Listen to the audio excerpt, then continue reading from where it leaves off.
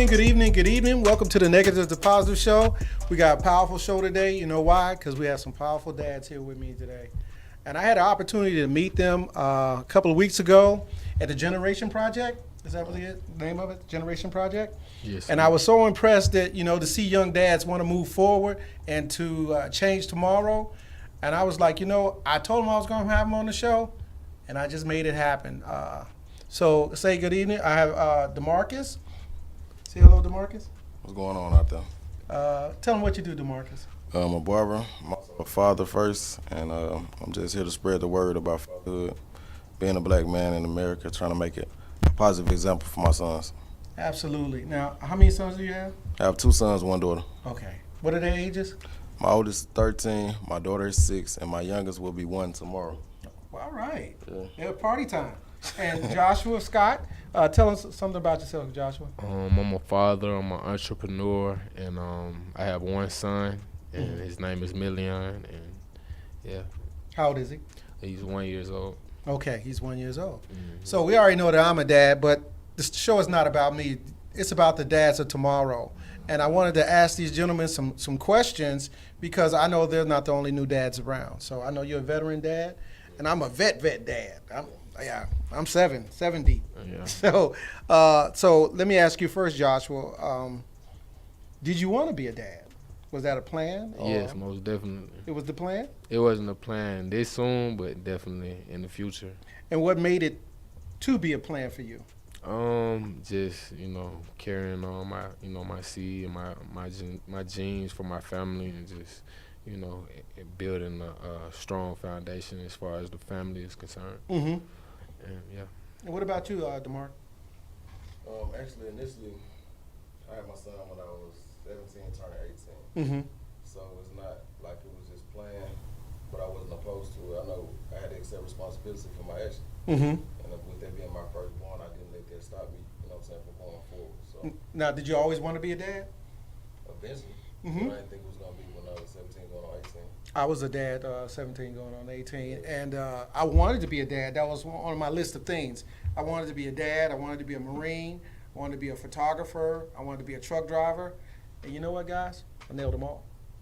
So, Yeah, but I didn't know I was going to have that many kids, though. So, but in the idea of wanting to be a dad, that comes from what? What you saw, or what you wanted a big family? Are you from a big family? Nah, not really. How many in your family? How many siblings? I have about 3 siblings. Mm-hmm.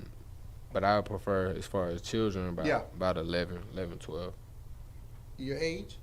Or you want to have 11 or 12 kids? Yeah, I Did you see that Nah, on my face? I'm 26, but yeah, I prefer like 11 plus kids. Is that right? Yeah, in the All right. future, most definitely. What about yourself?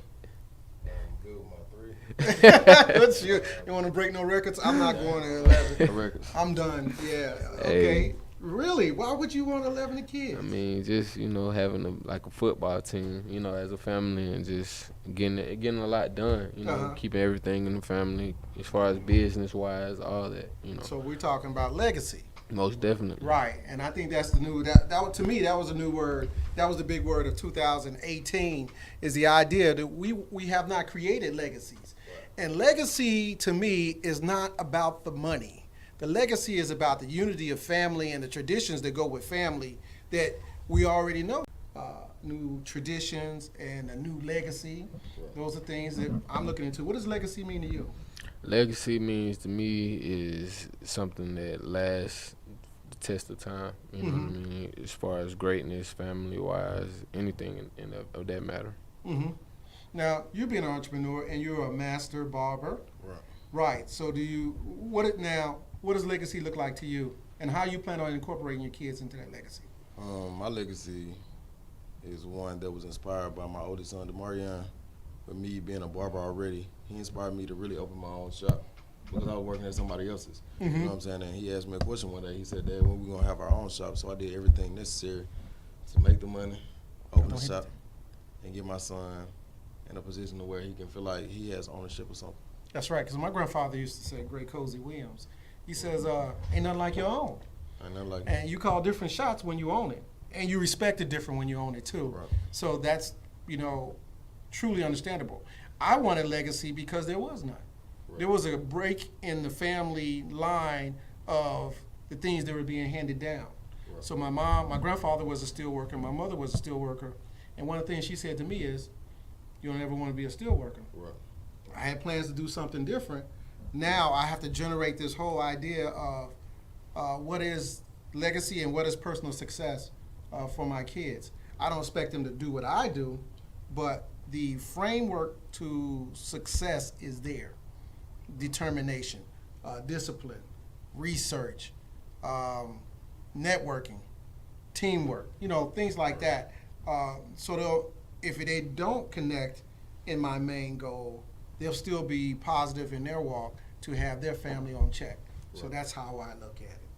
So now there's a reason that we're here is because we have dads. Right. So my next question is, what was it like with your dad? And then we're going to get to you and we're going to talk about your dad. My dad, it was a unique situation. I was born in '86, so that's when the drugs really hit. Mm-hmm. That's when the drugs really hit. So he had his battles in and out the street, battling what he battled with, addiction Mm-hmm. and incarceration. Mm-hmm. But at the same time, he gave me life lessons that I took and I applied, in my life today. Mm-hmm. And what is that? That's whatever I want, I can do if I stay focused. There you go. I gotta stay at it. You can't give up, and nothing's too big, and everything counts. So you gotta make everything count. So how's your relationship now? Me and my dad, we have a cool relationship. We talk on a regular. Yeah? Yeah.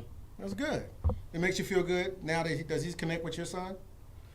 Yeah, but we live in 2 different states, Mhm. So it's more on the phone Mm-hmm. than in person. But we getting to that point to make everything. Thank God for FaceTime.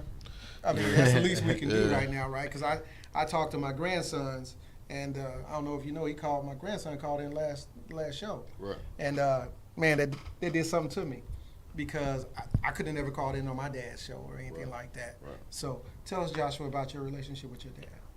Well, when I grew up, I didn't really have a father. I didn't meet my father till I was 25. Mhm.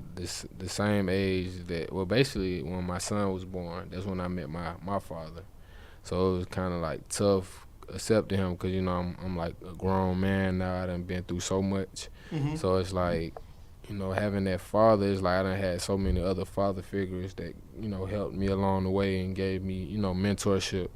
And so it was like when he tried to come in the picture, it was kind of like, Did you reject him? I didn't reject him. I accepted him. He told me, he gave me a long story of, why he was absent and, because he had my mom at, that was at a young age. Mhm. And so my mom was like 16 or whatever. And it was just tough. My grandmother, she was keeping, me from him and stuff like that. But it was just like, if you really care, you gonna find a way, you know what I mean? Man, I understand your point, and my daughter brought that same point that if you care, you would do everything within your power Right. to make it happen. Well, I have a situation going on, and it doesn't matter how much power we think we have. When the family wants to draw that line, which like your grandmother did, it turns the whole thing sour. You understand what I'm saying? You can't fight the wall of family, especially once she's 16 and things like that, because I have a son right now. His mother is in between him and I. No matter what I throw at it, she gets to make the final call, and she can poison the lane that I need to travel in with that son. So what we do is we end up waiting. We wait until you're curious enough and you're curious enough, and then the conversation starts without the interference of other people. So what he was telling you, he was sharing you his side of the story from his point of view. You know what you can't see? You can't see that door all the way in the back there, right? Right. But I can see that all the way in the back. So we have 2 different visions looking in the same direction. And that's kind of what's happening with your dad. Whatever his story is his story and it's from his point of view. And we could probably poke holes in it, but at the bottom line, when you come back, what are you coming back for? And what are you bringing to the table to make me whole? And so if you heard the story, and his story was not about moving tomorrow, but only about talking about the past, I can see you being upset about that because nobody wants to hear about it 35, 30 some years ago. I was that guy. I am that guy. And all I can do right now is wait for my son to get curious enough to want to hear my side. And I have to have my heart open enough to have that conversation with him. And it may not be good. It may not be good. And you know what? You're also reading the book too. Tell them what you're thinking about. Did you read any of the book that I gave you? Tell them what you think about some of the stuff that I wrote in the book. Because you said it was kind of similar to your life. Yeah, definitely. Like with the anger management part, just being my own dad, like just not even having that picture of not having a dad in my head is just like using that as fuel to, be a better dad for my son and also for myself, Yeah, I forgot to mention that he was reading the book, I Am My Own Dad. And when I met these gentlemen the other day, I gave them a copy, and I appreciate you reading it. And there's a purpose behind sharing things like that, is that you guys have a understanding that, one, it ain't perfect, and two, what we can do and what we should be doing. Because, those list of things I put on there are great ideas, but you could add other things on that list, like when you start the making of a dad. Right, and then you can create your own legacy. Yeah. Create your own legacy so that your children can follow your path. If there's no example set, you have to set the tone. Absolutely. Set the tone, they don't have nothing to follow. Absolutely, because it's about modeling. You could get to some point that I'm actually modeling for my son because I want him to do, one, either do what I did or be greater than what I did. Right. And that's why I share my flaws and my problems and my issues with him, because if we're going to repeat the same cycle, you might as well get ready for it. And that's what you guys are here for now, is to get ready for it. So what are some of the things that you wish your dad would have done? I wish my dad would have led by example. He showed me a lot of bad examples coming up. Right. But it wasn't corrected over time. Conversation, it can heal certain things, but it's only so much it can correct. You can say that you're sorry, but it's better to show me an example to follow. I know I'm creating a path I'm opening the door for my son to walk right in. Mm-hmm. As a plan. I'm setting him up for success. I wasn't set up for success, so I had to figure it out. What is success? What is family success? Right. What is legacy? Right. What all those things are, Right. and get them in pieces. Exactly. So those are things that we're missing. What do you think was missing for you? If you can put it in traits, because we're going someplace with that.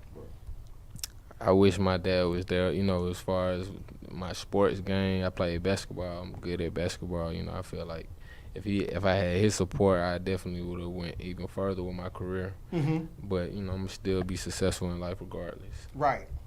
So I asked that question. So everything you say that he didn't have, so which I would say attention, Mm-hmm. and you say leading by example, modeling. Have you got it on the wraps now? Yeah. Because we're about to go on this journey and make more dads. Yeah. So if you got that, so tell me what it looks like for you with that plan on the idea of doing what he didn't do, and how did you get what he didn't give you? Because you just gave me one example, but there's other examples out there. It just gives the child that extra confidence that they need. Like somebody else pointed to me, like a dad coming to like a little, a little event that they have at school. The children whose father was there, they got that glow in their eyes, Mm-hmm. and the children who don't, they kind of like dim and just, it's just like the life is sucked out of them when they don't have, that support of their, their parents, Mm-hmm. their mother or their father. Yeah, because I got a story I'm gonna tell. Right, Go that's ahead. a good example because I go to all the events of my son's school. Mm-hmm. It's a major difference in how the kids react to me, the faculty react to me. I've been in his school the whole time he's been in school, and when he's in a school in a predominantly white area, they act like I'm a unicorn. Right. I've never seen a dad like you, which I know they mean a young black man, but at the same time, even at his school now, I'm You involved. sure they wasn't just talking about that hat? Yeah, they had a hat on. They didn't have the hat on. Right. At the same time, it was rare, and I know my son knows that whatever he has going on, I'm gonna be all the way involved. If And that's nobody else comfort in can, that. right? Because that's when we talked about, in the book, when I talked about pain and anger, I was really angry because I felt isolated because no one was there in my corner. So I'm going to tell a quick story because we're moving so fast. We're going to have a lot of time, so I'm going to tell some stories. My story is about the time I wanted to go play basketball, bitty basketball, and my kids, no, when wasn't my kids? I got dressed. I got everything ready the night before to go for Biddy basketball, and I walked from my house about 8 blocks to the high school. So when I get to the high school, they got everybody in the bleachers. They got the kids and the parents and the coaches out on the floor, and he's talking to us. And he's telling us what's going to happen, and well, we're going to have a great time. And then he says, only the kids whose parents are here can get on the floor. Crushed.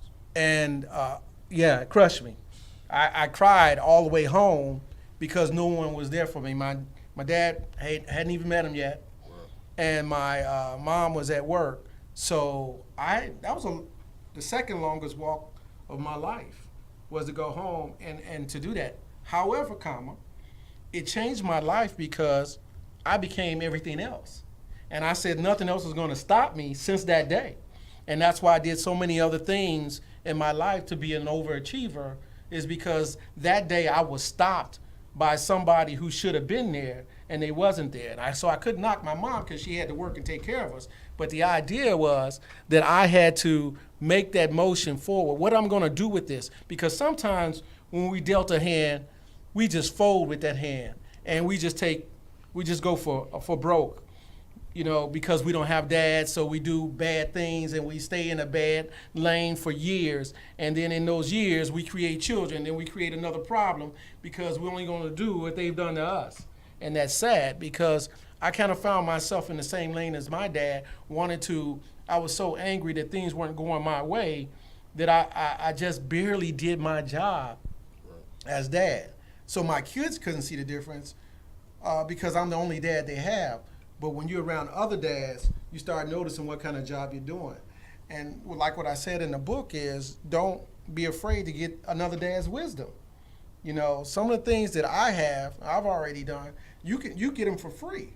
You don't have to make mistakes. Absolutely. That's a great point. That's a great point, because another thing we don't do as young men, as black men, we hold a lot of anger or a lot of issues. We don't ask questions about stuff. A lot of time we go into a situation freestyling, trying to figure it out. We might bump our head along the way. It might be long term, might be short term, but it can be avoided if we just communicate with each other. Absolutely. I think I've met so many young men who are so angry when I talk to them, and they start telling me their story. And when I tell them, I kind of have the similar story. Hold on, we got a caller, and I think this is my son. Hey, this Negative Positive Show. This is Paul Posey. Miss Paul Posey too. Yeah, you guys get to talk with my son. I like this guy. How you doing? How you doing now? My dad. What's going on? How y'all doing? All right, how you? Doing good. You know me, at my third job, 50th job. Right. You trying to make it happen. So what's this job you're on right now? I'm bouncing downtown. Okay. Yeah, well, that was a job I used to do too. So, Paul, we're talking about what we didn't get from our dads, and I won't feel bad if you say something that you didn't get from me, but they need to hear it. So is there something that you didn't get from me that you're giving to Andre?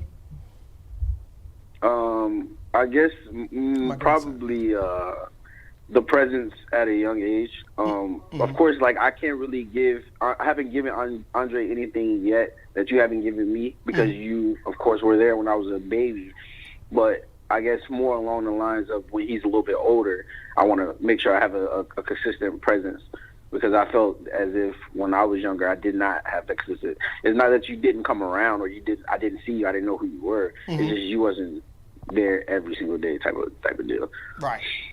Right, and that's why that's why I'm doing this right now. So for Andre is to make it better. So a better me is a better you, Paul. Right. I love this guy. So you'll probably be on the show. Let's look to put you in the second show in March, and we're going to talk about dads and sons. You think you come in for that? I'm not 100% sure, but most likely, yeah. All right. Matter of fact, if we have the streaming from where you at, that's what we're gonna do. Sounds good. All right, man. Are you with? Oh, so when you see Andre again? I see him tomorrow. All right. Well, give him some love for me. All right, easy day. All right. Thanks for calling. Yep, easy day. All right. He makes me Yeah, you feel it. Yeah, that's my guy. Knowing that I'm not afraid to say that I wasn't the best father. And if I tried to tell him I was the best father, he would remind me of the things that was missing. And like he said, because I was in the military, I came back to see him, but I wasn't there every day and every step and every fall and every pickup. But all I can do is do the best I can right now, is to make sure that when we talk about Andre, my grandson, is that me and him is going to give Andre the best chance to make that happen. So that's what we're talking about. We're living forward to our kids. And it took me a lot to walk through my shame and walk through my son's pain to say this so he can be a greater dad than me. And I think sometimes when we don't turn around and do that, that's bad character on us, because if it's about evolution and growth, I'm a part of growth. And instead of getting you to start from 2 and you starting from a -3 to get to a 10, that's our fault, because we were here before you. That's how I see it. So I'm willing to take my lumps for the truth, because it's the truth that they have to make decisions from. And my decision-making flaws have to be known. Well, why'd you make this decision, Dad? And why'd you do that, Dad? And if it hurts them, it's going to hurt you to repeat it and to answer that question. So I get it, and I appreciate my son Paul calling in. I just know that I've done the best I could, and they tell me I could have did better. And once I heard the statement, I could do better, I am doing better now. So let's take this call. Negatives to Positives show. This is Paul. Hello? Hey, how you doing? I'm a new father. Hey, how you doing? Have we met? I'm doing good, man. Happy New Year. Hey, well, thank you. So what did you want to share with us today? Yeah, so, well, just I guess what I want to talk about, with the holidays, you know what I'm saying? Like, I guess, you got to talk about Santa with the kids, you know what I'm saying? But then, you don't want to lie to the kids, but it's like, sometimes you got to, because, with the whole Santa thing, you're not just teaching your kids, there's the other kids, they interact with the other kids, like you don't want your kid to be the first kid to find out Santa's not real, you know what I mean? Because he's going to tell the other kids, and then your kid's a jerk, but you don't want him to be the last kid to find out Santa's not real, because then that means your kid's retarded. Right. Well, okay. Well, I'm going to tell you something that happened. I did pictures for a Santa. I did a Santa thing in Indianapolis a couple of weeks ago, and one of the young men says, that's not Santa. Santa's not black. At In-N-Out Burger? No. I went to a housing. I was at a apartment property, and they had a Santa party, and I took the pictures for Santa, and one of the little boys came up and says, you know what? That's not Santa. Santa's not black. So oh my yeah, God. so yeah, I think there comes a point that you have to sit your child down and explain to them the difference of what is Santa, what is Christmas, and all that. But you're right; it's hard to tell when is the right time. Because just don't be the first. As long as they're not the first kid to all the other kids, 'cause Right. Then you got to meet all the other parents, and they're all looking at you. They're like, "Hey, man, you really messed up the last you." Did you tell? Hey, thanks Yeah, for your phone's kind of jacked up right now. So, but I'm gonna ask. We're gonna keep pushing on your topic. So I'm gonna ask these guys. Is this better? Can you hear me better now? Yeah. Okay. So, Yeah. DeMarcus, what do you do about Christmas? Yeah. Christmas is not What am I- celebrated as far Hold on a as second. No, we got DeMarcus talking. Christmas is not celebrated as far as Santa. But my youngest, they introduced it to him. He rejected it twice with a black and a white Santa Claus. I don't know if it was the hair on the face or what. He didn't like the concept. He liked the toy part, but as far as the person behind it, he's not old enough to really understand what's going on. But my oldest kids, I don't tell them about Santa Claus because it's a lie. Right. I'm not into lying to my kids. What about you, Joshua? What are your plans for Santa Claus? For Santa Claus, Last year, I went Christmas tree shopping with my kids, and I asked the guy, "Hey, do you have, we wanted a live tree?" Yeah. And I was like, "You guys have the ones with the red balls on them already?" Yeah. and the presents underneath. They're like, no, they don't come like that. And so I was like, hey, blame the guy at Sears, kids. There's no presents under the tree. And I said to kids, this is very telling on how you've been behaving this year. So I spanked him this morning like a good father. I said, hey, you guys have been naughty because there's no presents. Okay. If you were good, there would be, so. Okay. So hey, we're gonna You push. this year, no. Okay, we're gonna keep going on your topic, and I appreciate you calling in. Okay. You said my child is bipolar